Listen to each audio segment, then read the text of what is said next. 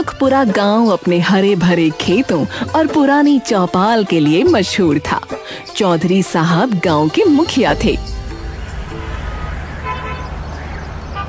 और उनका बेटा विशाल मुंबई से इंजीनियरिंग करके लौटा था। पूरे गांव में उसके स्वागत की धूम थी। देखो सुखपुरा वालों, मेरा बेटा इंजीनियर है, इंजीनियर। अब गांव की तकदीर बदलेगी। अरे अरे अरे चौधरी साहब की जय जय, चौधरी साहब की जय। पापा, मैं ऐप बनाऊंगा, सारी समस्याएं खत्म करूंगा। भैया, गाय चोरी की समस्या का भी ऐप है क्या? हाँ भाई, जीपीएस चिप लगाओ गाय पर। बेटा, हमें तो बरसात चाहिए, क्या ऐप बादल लाएगा? बुआ जी, वेदर एप्लीकेशन है मेरे पास। बेटा, बादल ऐप से नहीं, आसमान से आते हैं। अरे चुप, इन अनपढ़ों को क्या समझ। चौधरी साहब अपने बेटे की तारीफ कर रहे थे। भीड़ के एक कोने में रामू चुपचाप खड़ा सब देख रहा था। वो सीधा साधा किसान था जिसे दिखावा पसंद नहीं था। मुखिया जी, एक बात बताओ। अरे रामू, तू किसान है, तुझे क्या? जी, बस ये पूछना है कि विशाल क्या करेगा? बादलों को नोटिस भेजेगा?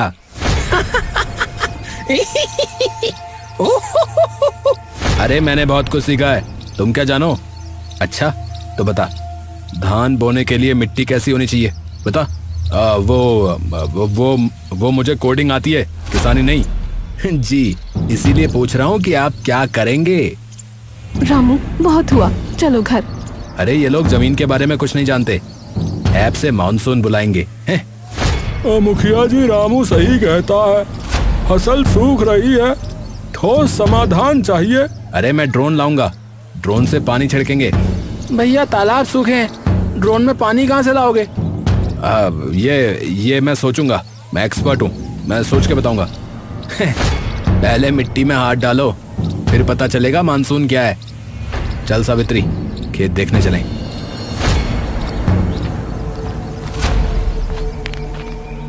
मुखिया का चेहरा लाल था और विशाल अपनी इज्जत बचाने में लगा था।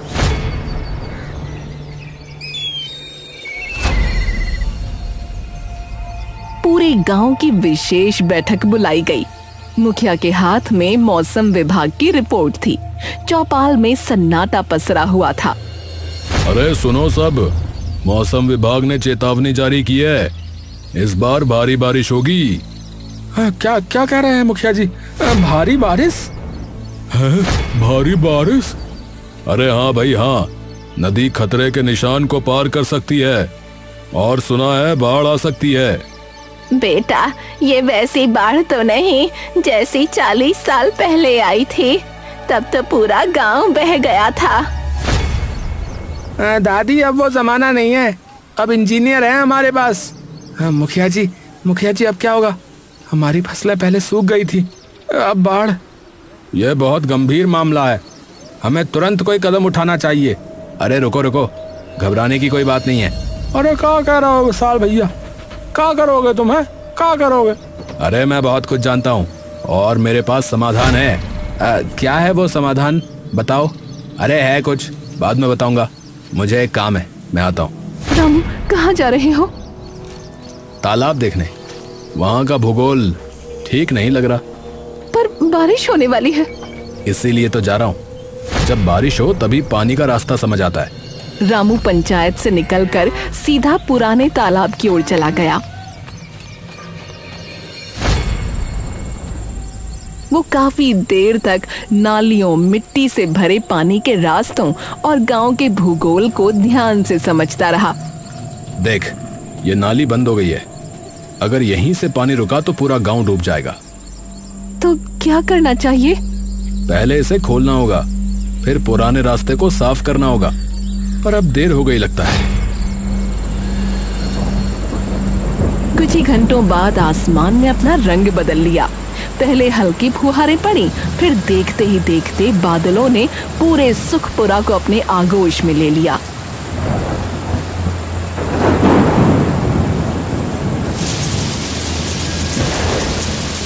फिर लगातार 15 दिनों तक बारिश होती रही।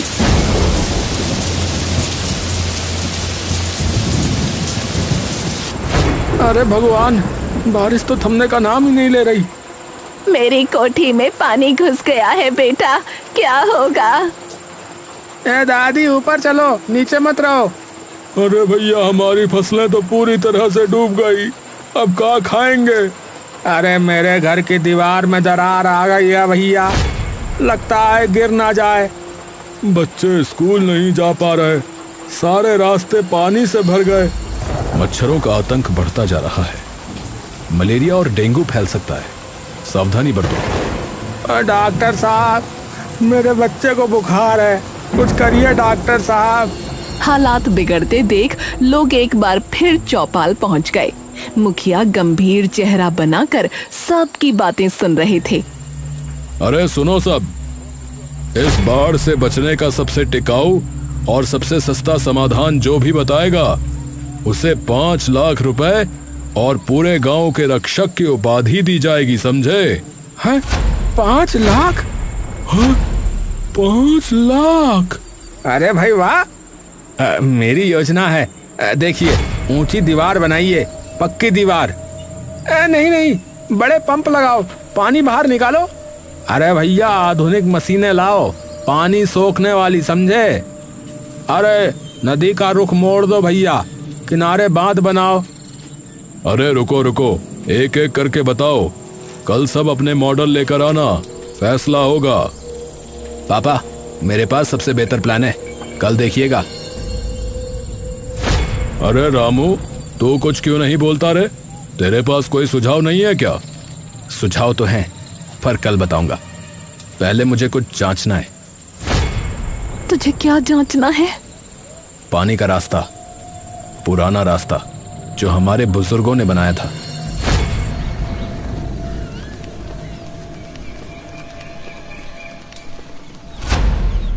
पंचायत में सभी अपने अपने मॉडल लेकर पहुंचे। किसी ने नक्शे बनाए थे, किसी ने लकड़ी के छोटे छोटे मॉडल तैयार किए थे। अरे देखो मेरा मॉडल, 3 बड़े पंप लगाएंगे, सारा पानी निकल जाएगा। हाँ। अरे बकवास, पंप से क्या होगा?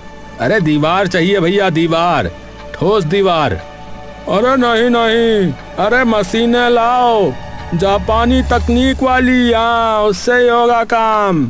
अरे अमेरिकी तकनीक बेहतर है भैया। अरे चुप, सब चुप। देखो, यह है मेरा प्लान, नदी के ऊपर advanced hydro electric power plant. हैं? क्या बोला ये अंग्रेजी में बकर बकर? अरे मतलब आधुनिक जल विद्युत संयंत्र, वो पानी भी रोकेगा और उससे बिजली भी बनेगी, समझे? अरे क्या बात है भैया, क्या बात है। अरे बिजली भी बनेगी और पानी भी नियंत्रित। अरे भैया, ऐसा हो जाए तो गांव हमेशा के लिए सुरक्षित हो जाएगा भैया। हाँ, देखा मेरे बेटे का दम, इंजीनियर है, इंजीनियर। अरे विशाल भैया की जय, विशाल भैया की जय। अरे भैया, आपने तो कमाल ही कर दिया। और सबसे अच्छी बात, इसकी लागत सिर्फ 30 लाख रुपए है। गांव वालों की मदद से हम ये कर सकते हैं। हाँ, 30 लाख? हाँ, मैंने खुद डिजाइन किया है। लोग विशाल के समाधान से इतने प्रभावित हुए कि किसी और की बात सुनने को तैयार ही नहीं थे। रामू अभी भी चुपचाप पीछे खड़ा सब देख रहा था। तू क्यों नहीं बताता अपना प्लान? क्योंकि उनकी नजर ऊपर है, नीचे नहीं। मैं कहूंगा तो सुनेंगे नहीं। तो अब क्या करेगा? उन्हें देखने दो, जब पानी आएगा तब पता चलेगा कि असली समाधान क्या है। क्योंकि विशाल का बताया गया प्लान बहुत ज्यादा समय लेगा, इन लोगों को यह समझ नहीं आ रहा है।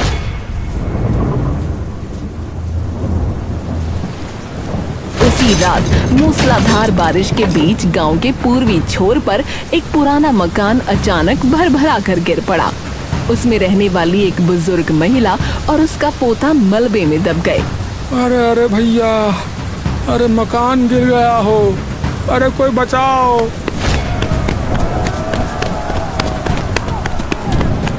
अरे भैया, क्या होगा अब इसका? अरे जल्दी करो भैया, अरे जल्दी मलबा हटाओ, अरे लोग दब गए हैं। बचाओ, मेरा पोता, मेरा पोता।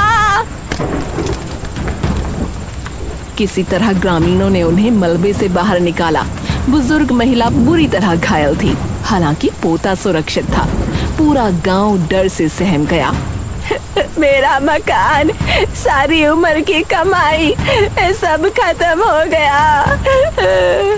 चिंता मत करिए, आप ठीक हो जाएंगी। पर रुकिए, आपका मकान तो पक्का था, फिर कैसे गिर गया? कुछ दिन पहले किसी ने मेरे घर की नींव के पास खुदाई की थी। मैंने समझा नाली साफ कर रहे हैं। खुदाई? किसने? अंधेरा था, पहचान नहीं पाई।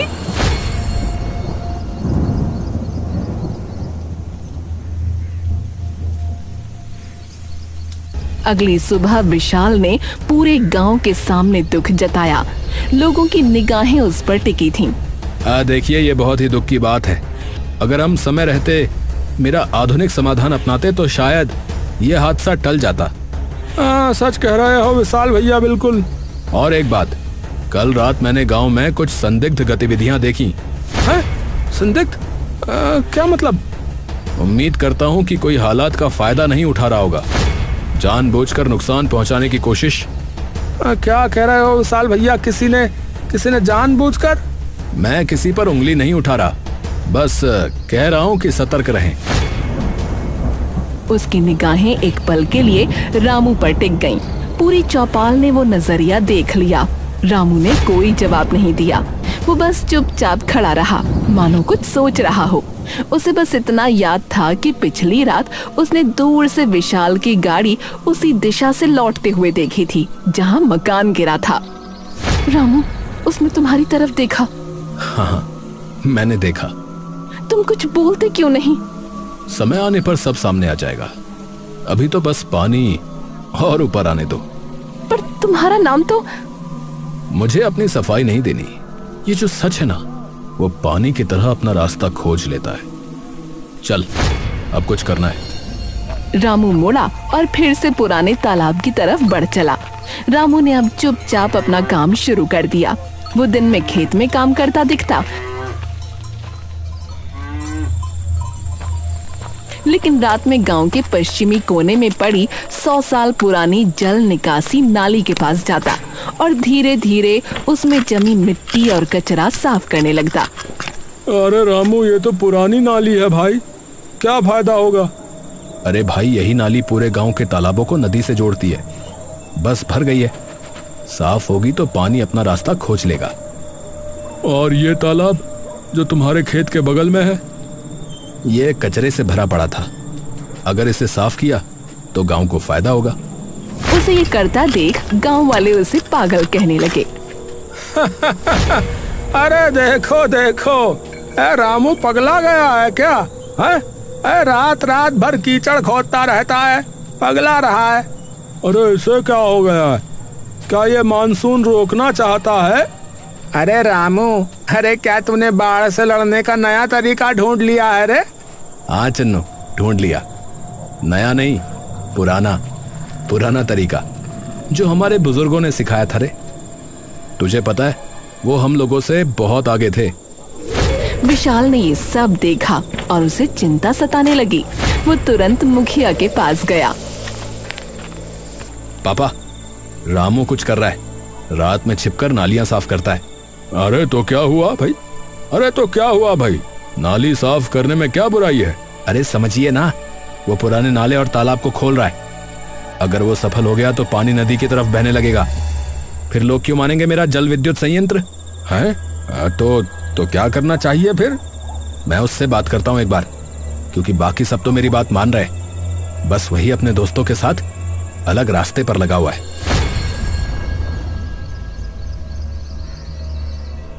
अगले दिन विशाल ने रामू को अकेले में बुलाया। अरे रामू भाई, अरे आप बहुत मेहनत करते हैं, पर आपका तरीका पुराना है। अरे भाई, पुराना ही सही होता है, तो क्या करूं बताओ? अरे ये देखो, मैं तुम्हें अपनी जल विद्युत परियोजना की पूरी फाइल दिखाता हूँ। ये कितनी फायदेमंद है, समझ में आ जाएगा।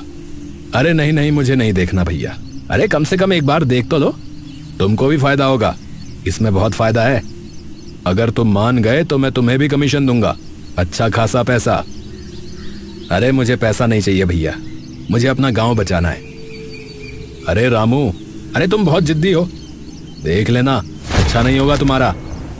विशाल ने लिफाफा वापस जेब में रखा और चला गया, लेकिन जल्दी में उसकी जेब से एक कागज निकलकर कीचड़ में गिर गया। रामू ने उसे देखा और धीरे से उठाकर जांचने लगा। ये क्या है? ओहो, ये तो बड़े काम की चीज है। रामू ने उसे जेब में रखा और घर चला गया। 11वें दिन जब बारिश अपने चरम पर थी, मुखिया ने एक बड़ी सभा बुलाई।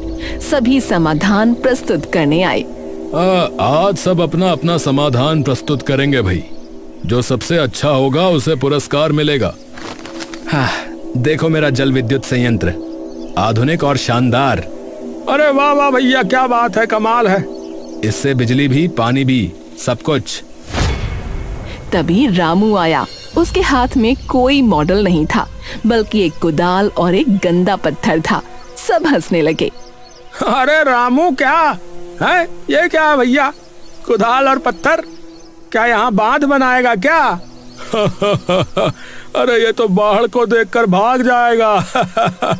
अरे पगला गया है ये। अगर आप लोग मेरे साथ चलें तो दिखाऊं? अच्छा, चलो चलो, देखते हैं रामू भाई क्या कमाल दिखाते हैं।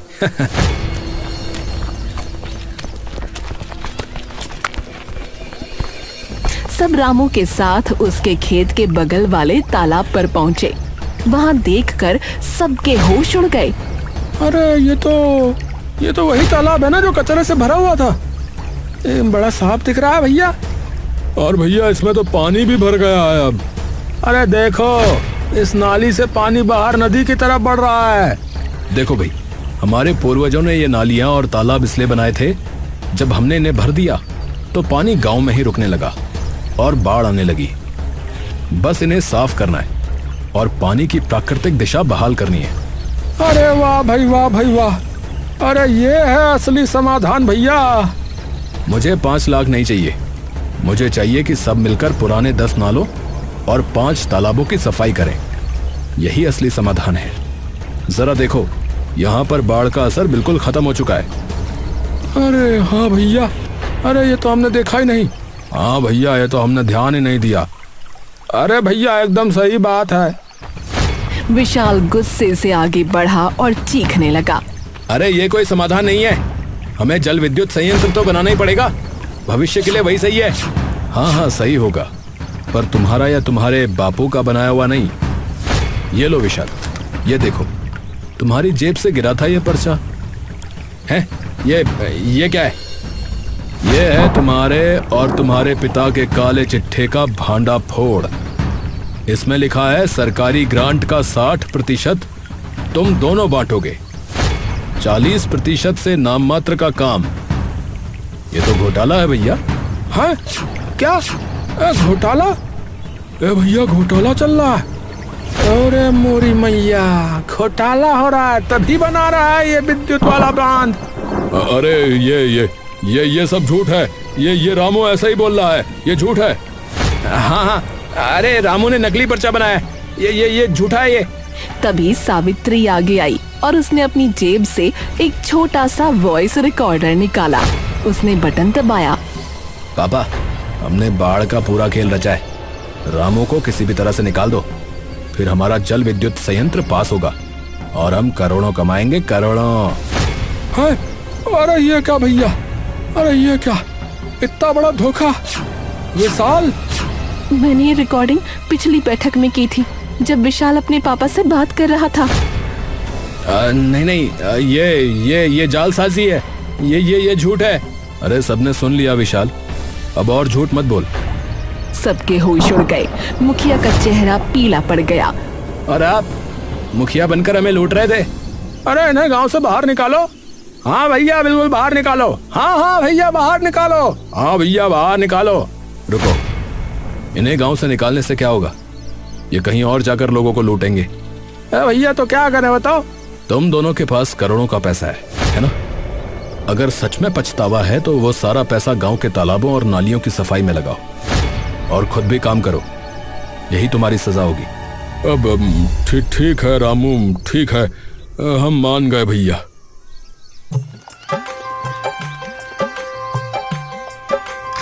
अगले दिन से मुखिया ने 5 लाख की लागत से गांव की सफाई शुरू करवाई। खुद भी मेहनत से काम किया और विशाल भी लगा रहा। दोनों को सजा भी मिल गई, गांव का काम भी हो गया। तुमने कर दिखाया। हमने कर दिखाया। तुम अगर विशाल की बातें रिकॉर्ड ना करती तो उसका राज शायद खुल ना पाता। हाँ, पर ये करने को कहा तो तुमने ही था। जो भी हो, अब देखो, हमारा पुराना तालाब, कुआं, नाली सब कुछ पहले जैसा हो चुका है। पानी के पास निकलने का इतना रास्ता है कि बाढ़ हमारा कुछ नहीं बिगाड़ सकती। रामू गांव का हीरो बन चुका था और अब लोग उसके मुखिया बनने की बातें कर रहे थे।